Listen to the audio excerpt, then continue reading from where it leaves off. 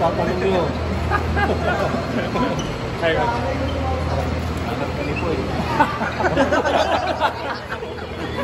Ayun na nga, Glenn. Ayun naman, kasi high emotion eh. Kasi una, pangit ang laro namin. So, yun, friendly fire lang naman yun. Sobrang tagal ko na kilala si Glenn. Ano siya? Ano naman, sabi ko kasi, ayun. Ayun, tama na. Kasi baka magdalawang technical pa eh. So, diba, sobrang importante sa game. Tao kasi. Ilan naman? Ilan? Pero for sure, medyo nagulat ka rin with the way he reacted. Siyempre, tao lang din naman tayo. So, hindi na controlin yung emotion kasi illegal ka sa game. So, sayang naman. Sayang tsaka tigil ka.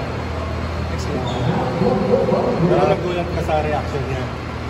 Medyo. So, siyempre, nagulat lang din ako. So, isin na naman.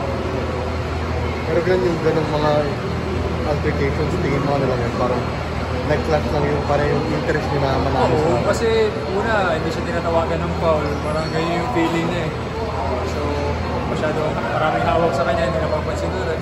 Siyempre, halo-halo na yung emotion. So, nag-clash lang din siguro sa akin. Hindi lang naman siguro. Ay, mabilis rin din yung ganda. Oo naman. Paras kami Bisaya nun eh. So, language na namin yung pinagsasabi namin. Okay na. Lamit lang kayo bukas.